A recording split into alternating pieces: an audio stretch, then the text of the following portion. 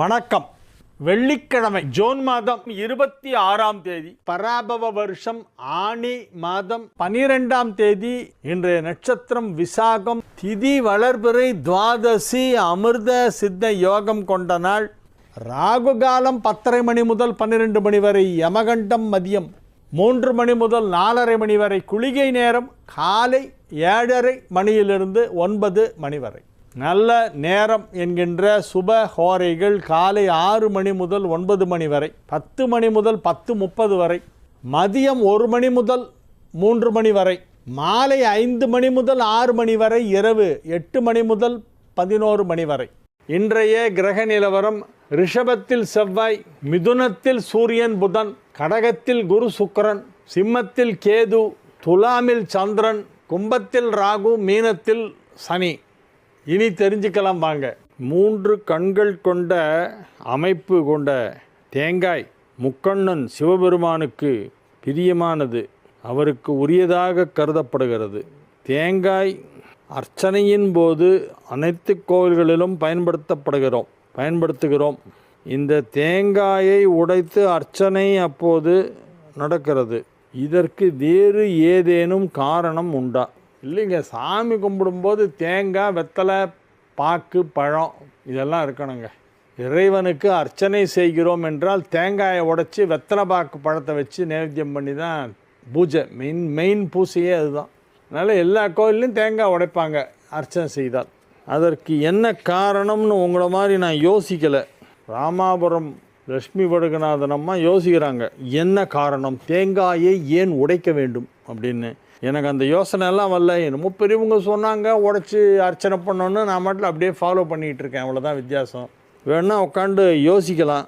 பஞ்சபட்சி என்றால் என்ன, அதற்கு விளக்கம் தர வேண்டும். அதனால் பயன் உண்டா? ஜோதிடத்தில் பட்சி சாஸ்திரம்னு ஒரு பிரிவு இருக்குது சார்.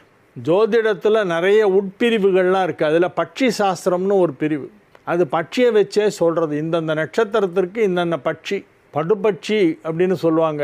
அந்த ஜோசியம் சொல்கிறவங்களுக்கு இந்த பட்சியுடைய குரல்லாம் நல்லா தெரியும். அவங்க ஒருத்தருக்கு உட்காந்து ஜோசியம் சொல்ல ஆரம்பிக்கும்போது இந்த ஜோசியம் கேட்குறாரு, அவர் என்ன நட்சத்திரம், அதுக்கு என்ன பட்சியோ அந்த பட்சி கத்துவாங்க. இவர் ஒன்று சொன்னால் அதுக்கு அது குரல் கொடுக்கும். அப்படியானா இது நடக்கும்னு அர்த்தம். இந்த மாதிரிலாம் இல்லை, நிறைய விஷயங்கள் இருக்குது. அது ஒரு டீப்பான ஒரு சப்ஜெக்ட் பட்சி சாஸ்திரங்கிறது. இந்த பட்சி சாஸ்திரம் சொல்கிறவங்க சாயந்தரம் 6 மணிக்கு மேலே ஜோசியம் பார்க்க மாட்டாங்க. ஏன்னா பட்சியெல்லாம் மரத்தில் கிளையில் தூங்க போயிடும்ட்டு. அது ரொம்ப நல்ல பவர்ஃபுல்லான ஒரு விஷயம் பட்சி சாஸ்திரங்கிறது. அது தனியாக படிக்கணும், ஜோதிடத்தோடு சேர்ந்தது தான் அது. ஆனால் தனியாக அதுக்கு நிறைய பயிற்சி தேவை. முதல்ல இந்த சப்தங்களை எல்லாம் கண்டுபிடிக்கிறது தெரியணும். ஏதோ ஒரு சவுண்டு கேட்கும், கூ கூ கூ அப்படிங்கும். இவங்களுக்கு அது என்ன பறவைன்றது தெரியும். நமக்கு எல்லாம் ஒரே மாதிரியே இருக்கும். அந்த பறவையுடைய சிக்னல் கொடுக்கும் இவங்களுக்கு. இவங்க ஒன்று சொல்லும்போது அந்த பறவை சிக்னல் கொடுக்கும், அது சரியாக தப்பான்றத. அது ஒரு பெரிய சப்ஜெக்ட். அது பட்சி சாஸ்திரம் என்று பெயர். 5555வது எபிசோடின் வெற்றி விழா நிகழ்ச்சி மிக சிறப்பாக நடைபெற்றது.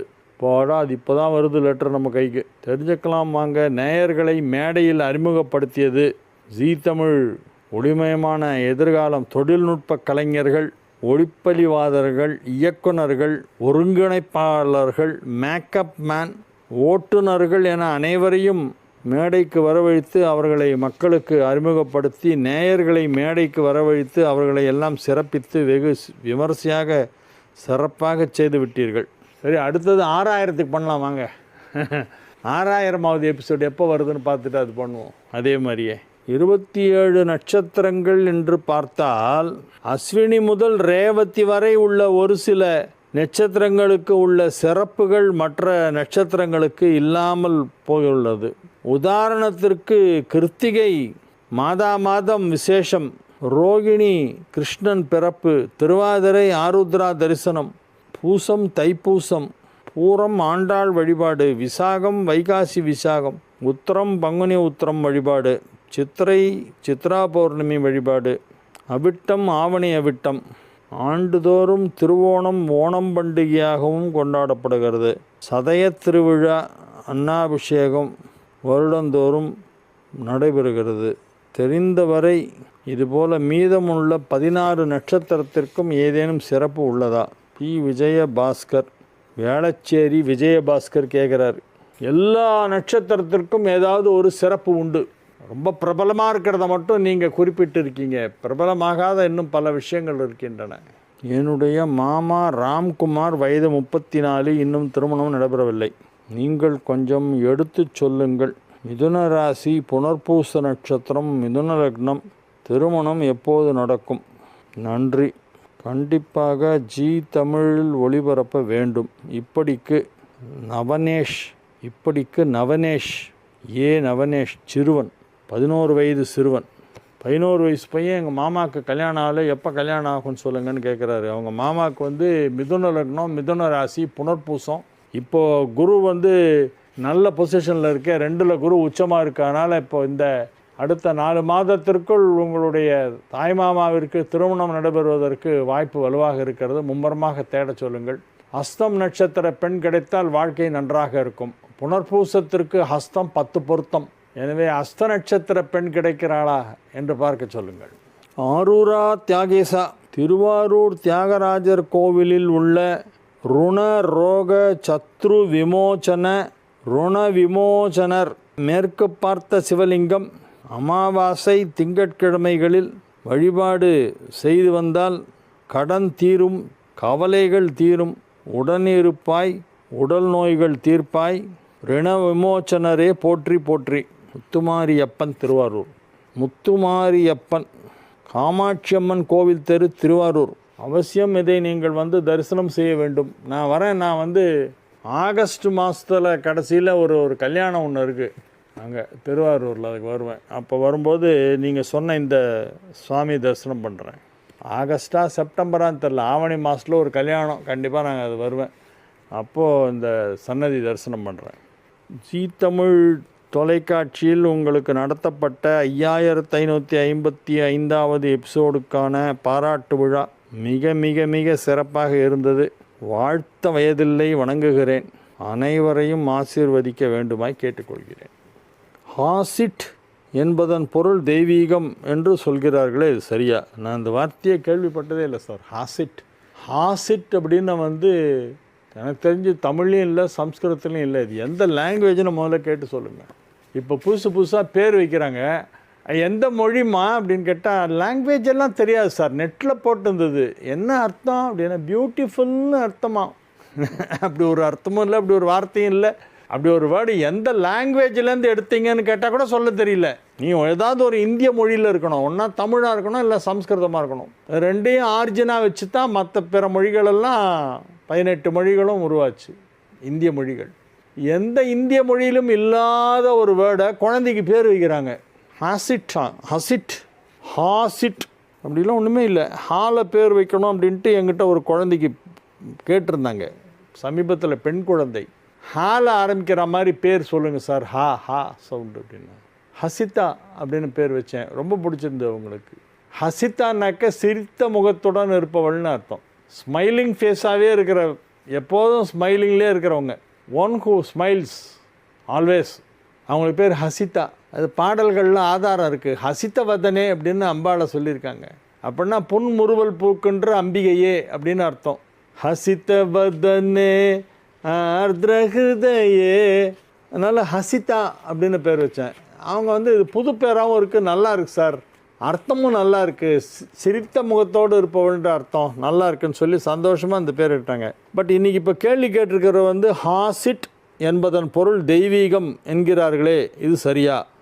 இல்லை, தவறு. மேஷ ராசிக்கு இது ஒரு நல்ல நாள். சந்திரன் வீட்டில் சுக்கிரன், சுக்கிரன் வீட்டில் சந்திரன், சந்திரனும் சுக்கிரனும் வீடு இடமாற்றம் பெற்றிருக்கின்ற பரிவர்த்தனா யோகம். அதாவது கடகத்தில் இப்பொழுது குருவும் சுக்கிரனும் இணைந்திருக்கின்றன.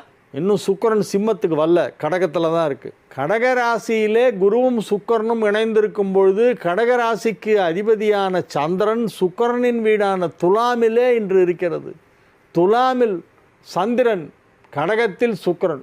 4 7, 7 4, 2 திரிகோணாதிபதிகள் சந்திரன் சுக்கிரன், 2 கேந்திராதிபதிகள். அவை இரண்டும் பரிவர்த்தனா யோகம் பெற்றிருக்கின்றன. எனவே இது ஒரு ரொம்ப நல்ல நாள். மேஷ ராசிக்காரங்களுக்கெல்லாம் இன்றைக்கி நல்ல செய்தி வந்து சேரும், மகிழ்ச்சியாக இருப்பீர்கள். ஆரோக்கியம் நன்றாக இருக்கும், பொருளாதாரத்தில் நல்ல முன்னேற்றம் ஏற்படும், வியாபாரத்தில் நல்ல வளர்ச்சி ஏற்படும், வியாபாரத்தை மேலும் மேலும் மேலும் பெரிதாக விரிவுபடுத்துவதற்கான வாய்ப்பு இப்பொழுது ஏற்படும்.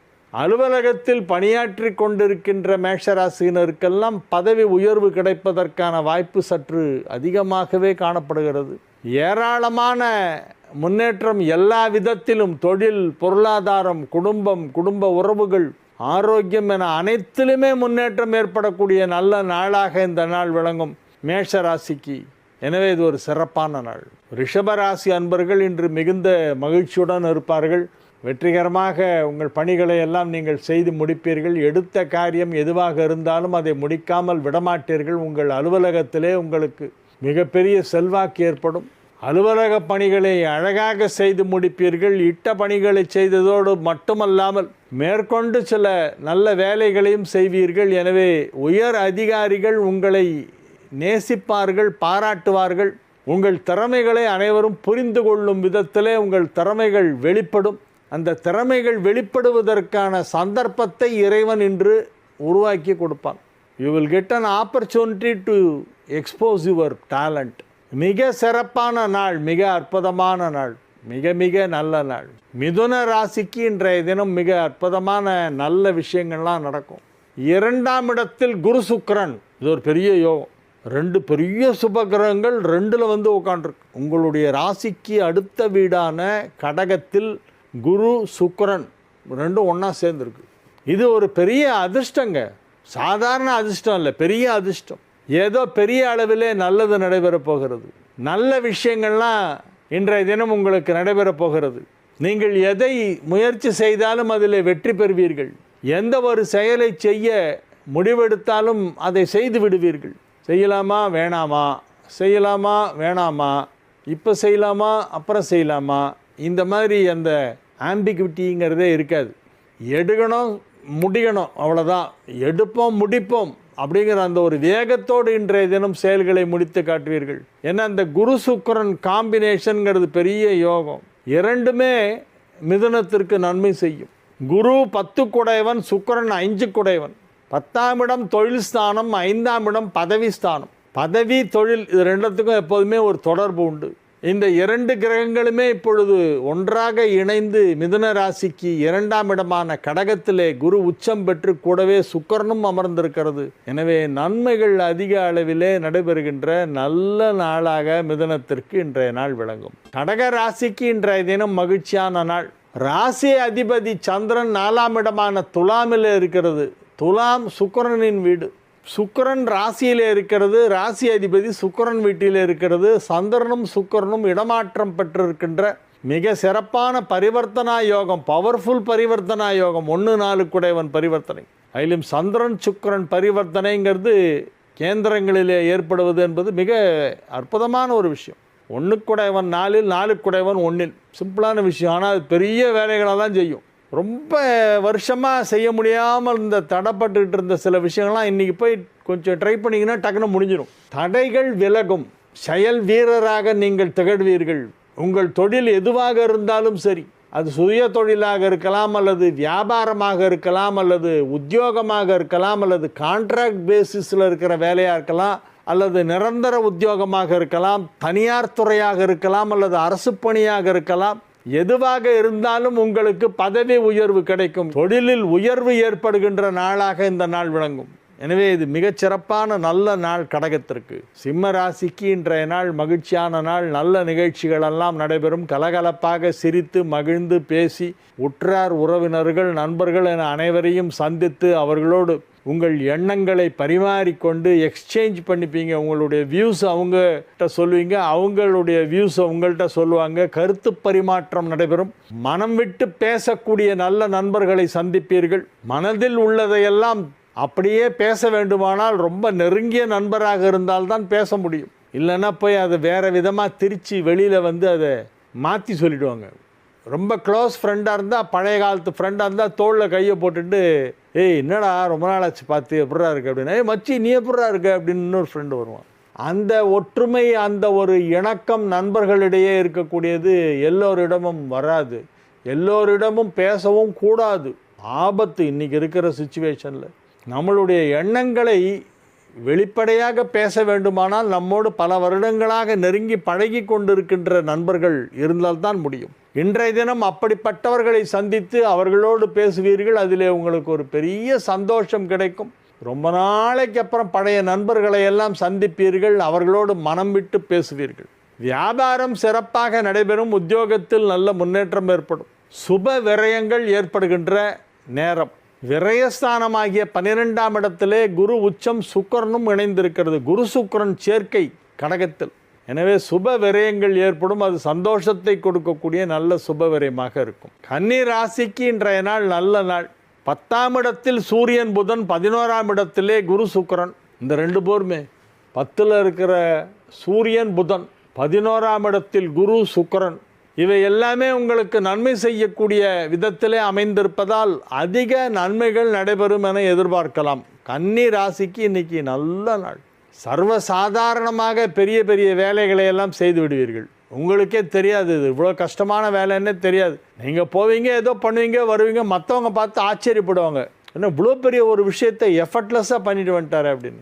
அனைவரும் ஆச்சரியப்படும் விதத்திலே உங்கள் செயல்பாடுகள் மிக சிறப்பாக இருக்கும். நீங்கள் வேலை பார்க்கும் இடத்திலே உங்களுக்கு செல்வாக்கு அதிகரிக்கும். உடன்பிறப்புகள் உங்களுக்கு உற்ற துணையாக இருப்பார்கள்.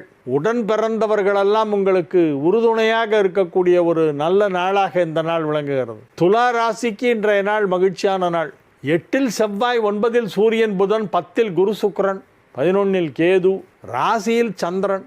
10 குடையவன் ராசியிலே, ராசி அதிபதி 10ல். ராசி அதிபதி 10ஆம் இடத்திலே இருக்கிறது. இது ஒரு மிக சிறப்பான ஒரு நல்ல நேரம். அதுவும் உச்சம் பெற்ற குருவோடு சேர்ந்திருக்கிறது. எனவே தொழிலில், உத்தியோகத்தில், வியாபாரத்தில் நல்ல முன்னேற்றம் ஏற்படக்கூடிய நல்ல நாளாக இந்த நாள் விளங்குகிறது. மகிழ்ச்சியாக இருப்பீர்கள். எல்லா விதமான நன்மைகளும் நடைபெறும். பொருளாதாரத்திலே நல்ல முன்னேற்றம், கணிசமான முன்னேற்றம் ஏற்படும்.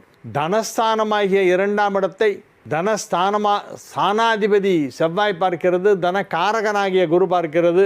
எனவே தனஸ்தானம் வலுப்பெற்றிருப்பதால் பொருளாதாரம் வளர்ச்சி அடையும். குடும்பத்தில் சுப நிகழ்ச்சி நடைபெறும்.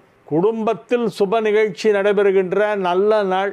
மிக மிக சிறப்பான நல்ல நாள், மகிழ்ச்சியான நாள். வெற்றிகரமாக உங்கள் வேலைகளை செய்து முடிக்கக்கூடிய நாள். விருச்சிக ராசிக்கு இன்றைய நாள் மிக அற்புதமான நன்மைகள் நடைபெறக்கூடிய நல்ல நாளாக விளங்குகிறது. விருச்சிக ராசிக்கு இப்பொழுது ஒரு பெரிய அதிர்ஷ்ட காற்று வீசி கொண்டிருக்கிறது. என்னென்னா 7 குடைய சுக்கிரனும் 5 குடைய குருவும் 9ஆம் இடத்திலே ஒன்றாக சேர்ந்து விட்டன.